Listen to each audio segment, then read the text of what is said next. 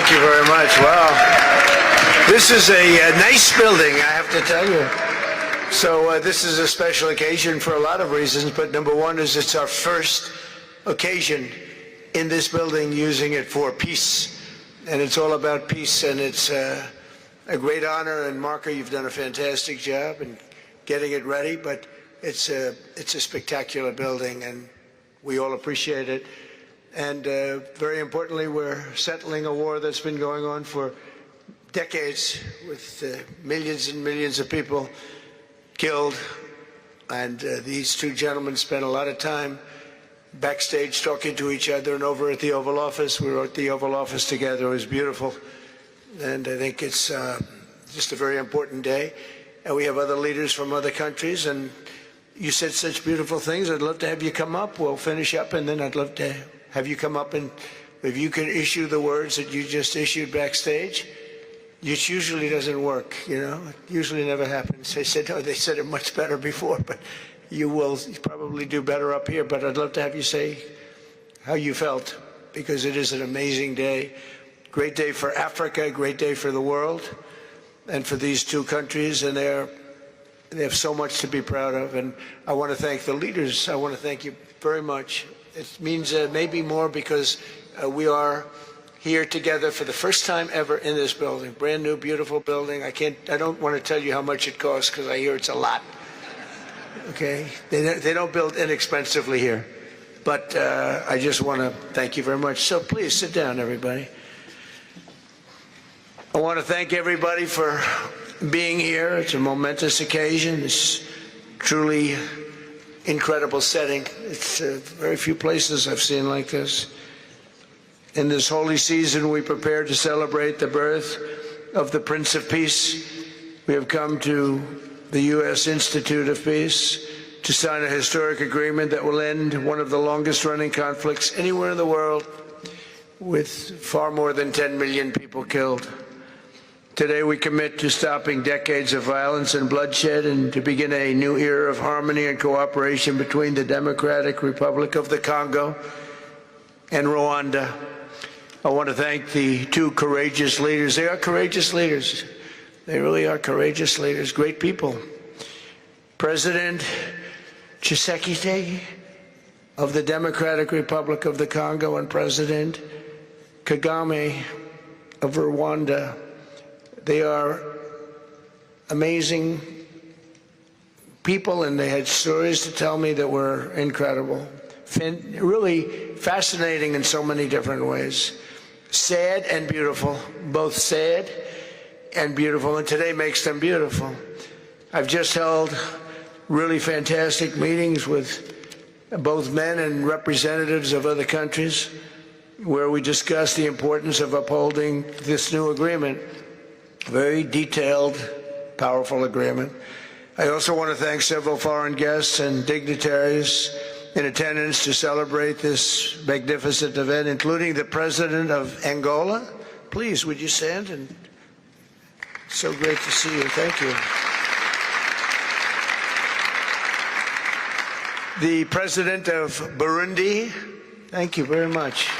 Great to see you again. The President of Kenya. We have the Olympics here. You know, they do very well in the Olympics, those runners. I don't know what the heck you do with those runners, but they are very good. I've been watching them for a long time. So we have the Olympics coming to the United States. You know that. Thank you very much. And you'll come as our guest. Thank you. And the President of the Council of Ministers of Togo. Thank you. Thank you very much. The Vice President of Uganda. Thank you. It's such a beautiful color. Like all these guys are wearing these dark suits. You just stand out for a lot of reasons. You're beautiful. The foreign ministers of Qatar. Thank you. Thank you very much. Say hello to my friend, a great man. And the United Arab Emirates. Thank you. Thank you. My regards, right?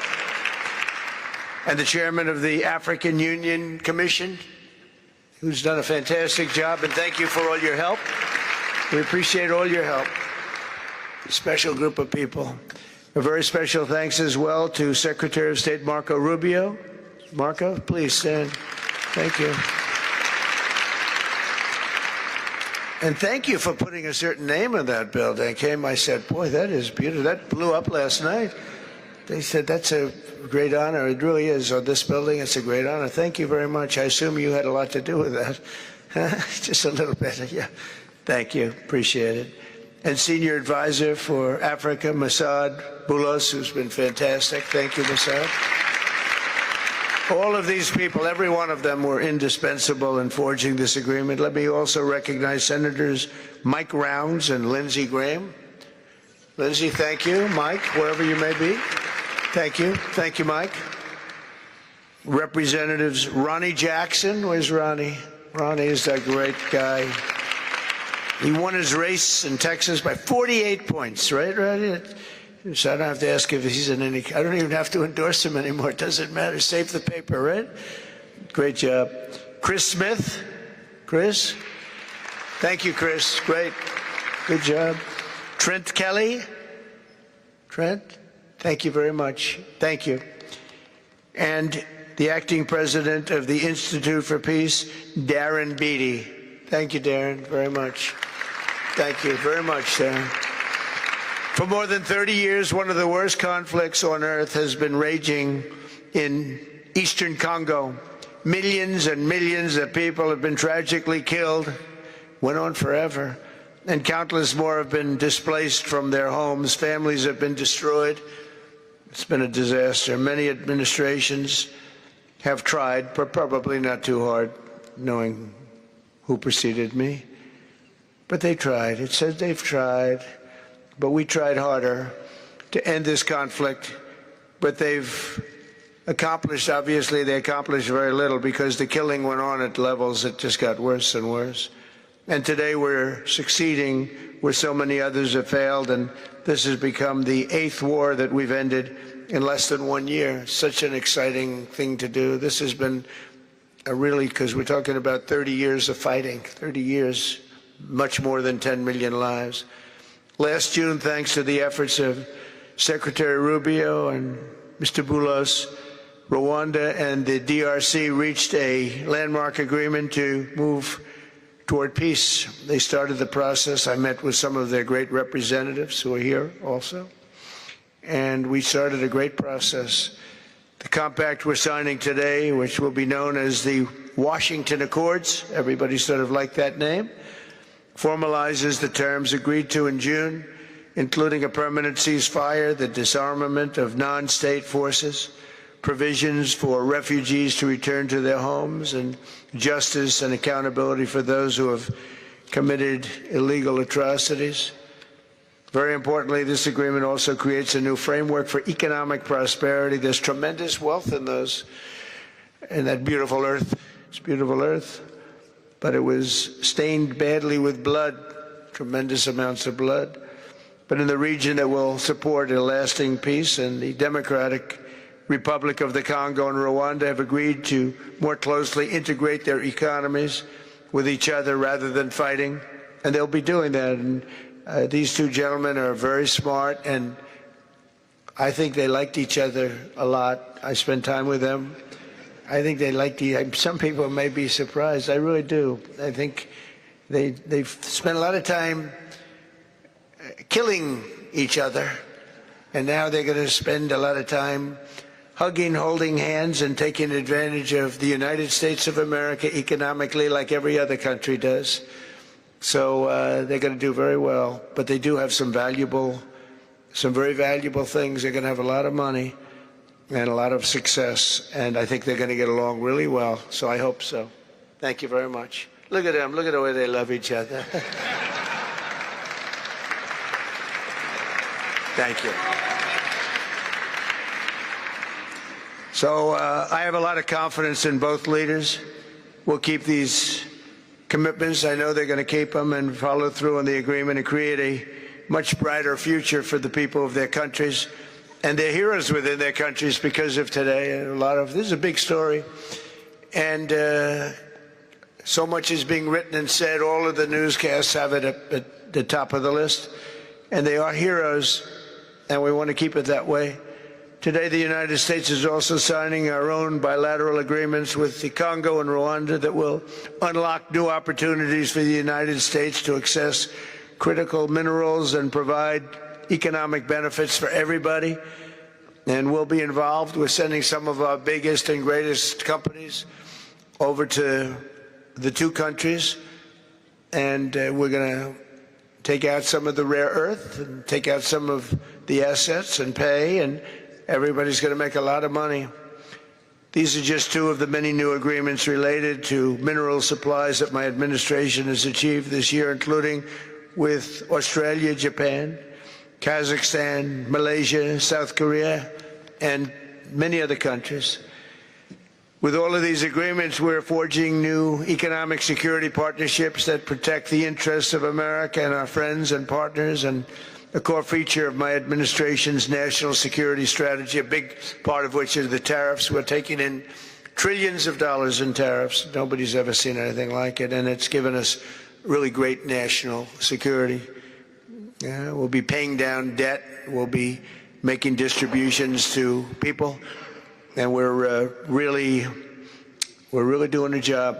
It's amazing. I was with a gentleman, the future king of Saudi Arabia, and you've heard me say this a couple of times, but 2 months ago when I was over there, he said, and actually Qatar is represented today, and UAE is represented, and your leader said the exact same thing, different words, but the exact same thing, that 1 year ago, they thought our country was dead, and now our country is the hottest country anywhere in the world. We're the hottest country anywhere in the world. Nobody's ever seen anything like it. We have over $18 trillion, that's just in 10 months, pledged or being invested or pledged to be invested in the United States. Think of that, 18 trillion. The highest amount we've ever had is 1.5. Under the Biden administration, they did much less than 1 in 4 years. Think of that. So they did less than 1 trillion in 4 years. We have 18 trillion in 10 months. It's going to be much more than that, too. No other country in history has ever been close, no matter what country you pick. So I want to thank you again, everybody, for your great vision. And I want to thank the people, especially the people that we named. Some of the others that unfortunately we didn't name, we just couldn't do that. But for your vision and for your courage, because it's made it possible to begin healing old wounds and transcending past differences and creating a future where every child of God can live in dignity, prosperity, and peace. And these are two very good men, and they're two potentially very strong countries. I'd like to now invite President Kagame to come up and say a few words. It's Rwanda. And then, if I may, President of DRC, who really is doing a great job. These are two men that are doing a great job. And again, they are so respected because of what they're doing today and the mission that they've really, I think, accomplished. And we'll see how it all works out, but I think it's going to work out really great. They want to get on to other ways of living for their people, and they're great leaders. Thank you very much. Please, Mr. President. Thank you. Thank you very much.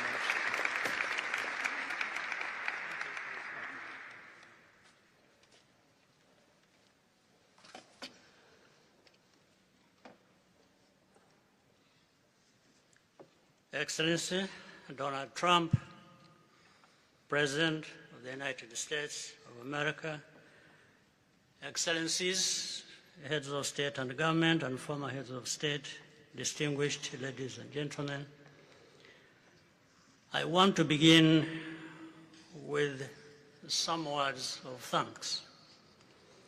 First, to my fellow heads of state and government from Africa, your presence here confirms that these efforts enjoy the broad support necessary to succeed.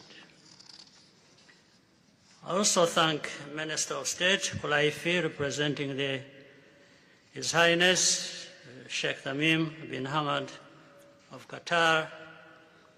The role of Qatar has been absolutely central in getting us to this point. But of course, the biggest vote of thanks goes to President Donald Trump. No one was asking President Trump to take up this task. Our region is far from the headlines. But when the President saw the opportunity to contribute to peace, he immediately took it. This conflict has lasted for 30 years. We have seen countless mediations and efforts, but none has succeeded in resolving the underlying issues. President Trump introduced a new and effective dynamism that created the space for breakthroughs. His approach is even-handed, never taking sides. He orients us toward the future, not the past, emphasizing that the dividend of peace is prosperity and investment, including from the United States. More importantly, President Trump's approach is pragmatic. The process has not become an end in itself. All of these elements filter down to his dedicated team, and here I want to single out Secretary Rubio and Masad Boulos for special appreciation. We would not be here today without their efforts. And as a result, we have the clearest and most viable path forward that we have ever had. These accords provide everything needed to end this conflict once and for all. If this agreement falters and things do not work out as they are supposed to, the responsibility will not lie with President Trump, but with ourselves. It's up to us in Africa, working with our partners to consolidate and expand this peace. There will be ups and downs on the road ahead. There is no doubt about it. Rwanda, I know, will not be found wanting. I can assure you of that. Our only objective is and has always been for our country to be safe and secure after having endured so much tragedy. We now only want to look forward in confident expectation of a prosperous and stable future. Mr. President, Excellencies, I thank you for your kind attention.